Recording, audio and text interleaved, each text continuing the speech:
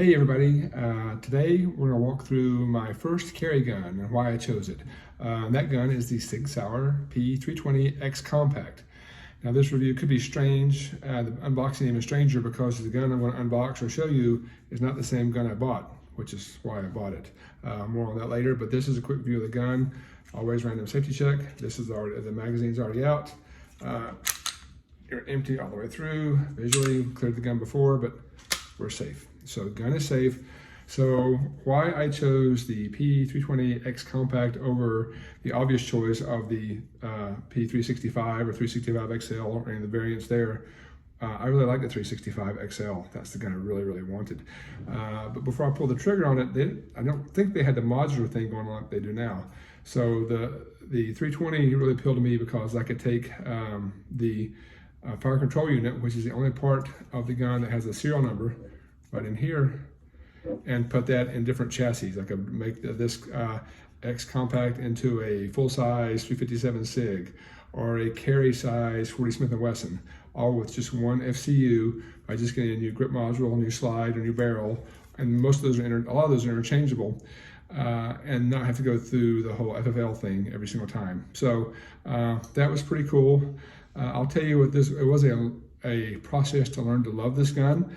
When I first got it, probably user error in some way, shape, or form. Maybe I was limp wristing it. I don't think so. But the first several times I fired this gun, it jammed every other shot. The first probably 40 rounds I ran through it. I shot my H&K P30L, my Sig 226, and the new P320. They ate everything that I put through it. This gun jammed every other time. I was so concerned. First I talked to my guy at the range, who's a Sig guy, and he said, that seems weird, but maybe just give it, put a few hundred rounds through it and it should loosen up. I actually lost a lot of faith in the gun because it didn't fire every time. That made me really nervous. And the first day it fired, it jammed in failure to eject on almost every other shot, if not every third or fourth shot. So it was pretty bad. The second time I went back to the range, I cleaned it every time after the day at the range. Second time I went back, it jammed, not as much, but it failed to eject a lot. Again, lost a lot of confidence in the gun. And this is before I switched out the grip module, by the way, or put the optic on it. It was bone stock with the original grip module, original slide, nothing else, just flat. I actually called Sig after my second day at the range. I said, listen, I'm running either H&K or Sig 226 alongside this thing. They're flawless, eating everything. This thing jams continuously. Got really nervous. And the guy says, hey, it could be cheap ammo. All of the other guns they did just fine. The Sig customer service was great, honestly. But they tried to, tell me to keep putting a few more rounds through it. If I had issues after a couple hundred rounds, to call them and send the gun back, they'd take care of it. And no doubt that they would. So customer service at Sig was good. I was just super nervous. The funny thing happened though, after about probably about 200 rounds, suddenly it's been flawless, no issues whatsoever. And actually, once I switched from the Sig grip that came with it to the Wilson Combat grip, it could be coincidence, but it seemed to be totally flawless after that point in time. And then later I installed this Romeo 1 Pro on top of it as well. Probably do a show about that later. But the gun itself is pretty awesome. I'll do a quick kind of unboxing to show you what would have been in the box, kind of pieces of this, what's in the box, and maybe some other stuff that I've bought along the way. So we'll take a quick look at everything that came in the box with the P320 X Compact. Thank you very much there, where you came from. This is the box, nice Sig hard case, small box. But again, there's a 320 X Compact, blah, blah, blah, with all the numbers I probably shouldn't be showing you.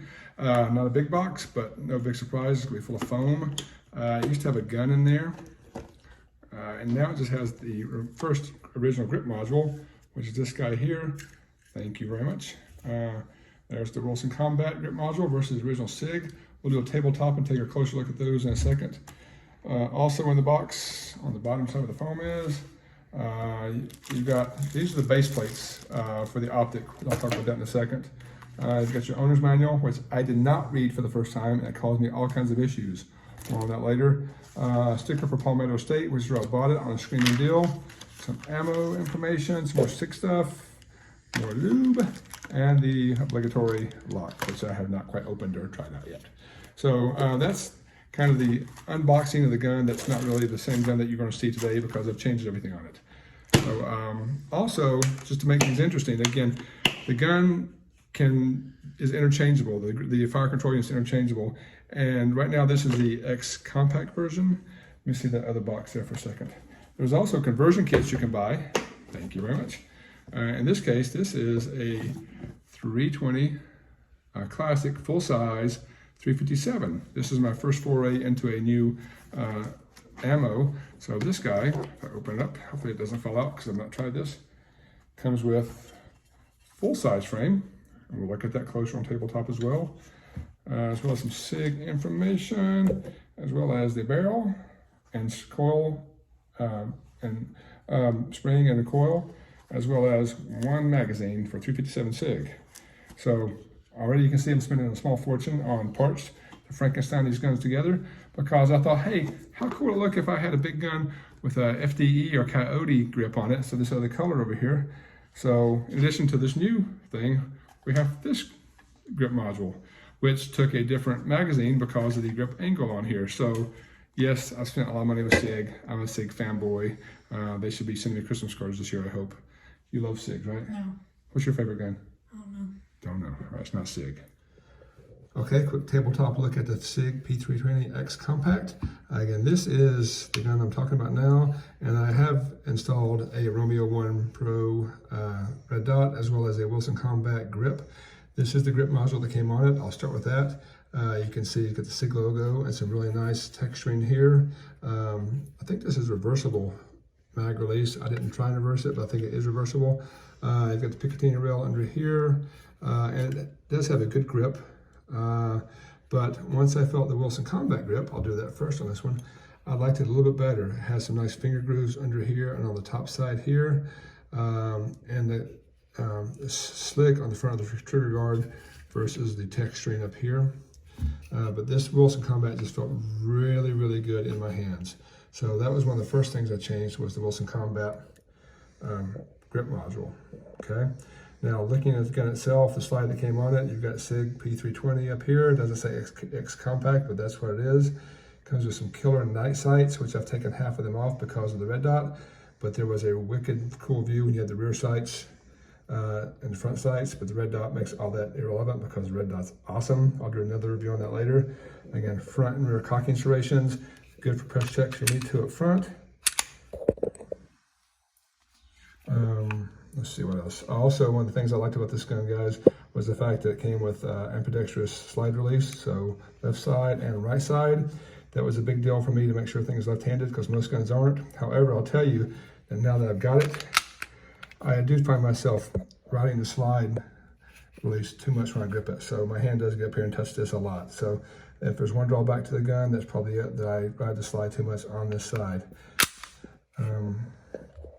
Let's see what else. I'll do a quick takedown of the gun. There is a lot of things to learn here when we do the takedown.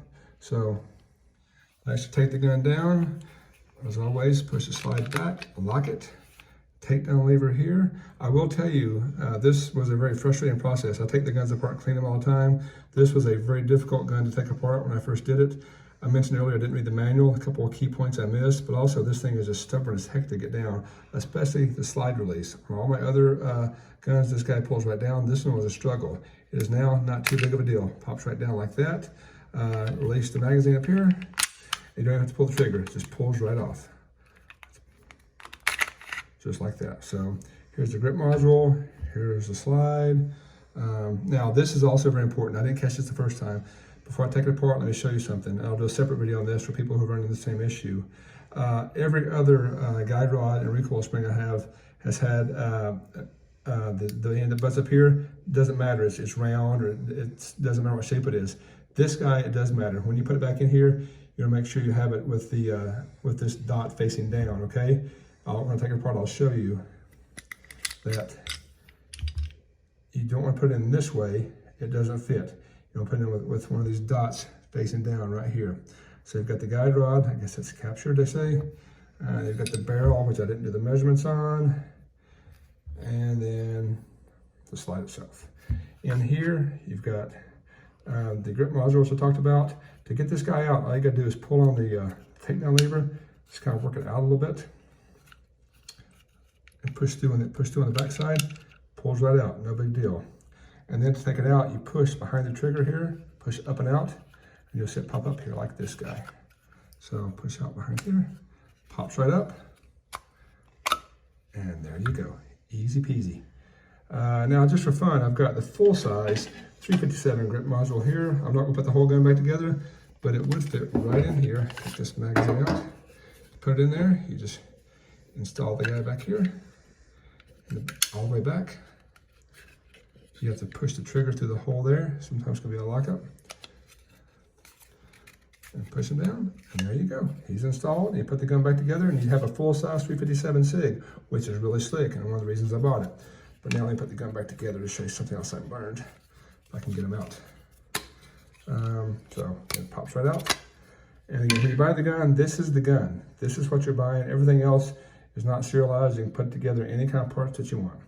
But to reinstall it back on a Wilson compact, also, I meant to tell you, Wilson came with some tungsten rods to add some weight back here. I've got one more big one upstairs I need to install. I need some silicone to keep it from rattling around in there. The two on the sides fit right in there. The one in the center, I need to put a little something to keep it from rattling around. So install this guy all the way back to the back, as far back as you can. Push the trigger in here so it clears the space up there. And push it down all the way back. And pops right into place. Now some of the trickier parts, one of the trickier parts is getting the takedown lever back in there. You just kind of got to work it. You got to put it in and spin it until it goes through. Push it through there, over to this side.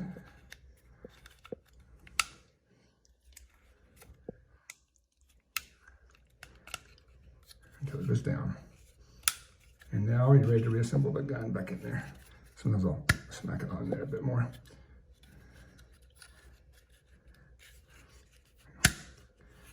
Still not all the way seated. It's close. All right, so now you're ready to reinstall this other stuff. So put the barrel back in here, like always. Put the guide rod back in. Remember, this part should be pointing up and down. So put the spring in there, and it goes in just like that, not like that, okay? And now slide it back on here. Now this is another mistake I made early on. I'll show you. Let me just pull this guy back. Sometimes you have to work it through. So keep working this back on here. Now I want to show you what not to do. First of all, let me put this thing back together. Center it again here. Okay. So in my other guns, I'm always tempted just to pull the slide back until that is lined up, and then flip the lever back around. The problem is, if I do that, the gun won't go into battery. If I rack it, it won't go into battery. Could not figure out why. No matter what I do, the gun will not go into battery. And it's not going to until when you put the gun back together, you lock the slide back and release it. If I just do this now, and lock the slide back, then release it, now you're in battery. So a couple of things that just caused me trouble early on, not realizing that you had to put the gun in slide lock to get battery if you reinstalled it, and putting that guide rod back on the same way. So now that this gun has been gone through several hundred rounds, it's my everyday carry. I'll probably talk about the holster at a later time. I've shot this gun more than any of the others. The dot is ridiculous. It makes things so easy. So I'll probably talk about that at a later date. So again, love this gun. It took me a while to love it after going through all the jam issues, disassembly issues, but now this is really just, this gun's with me every single day, and I love him. So thanks, Sig.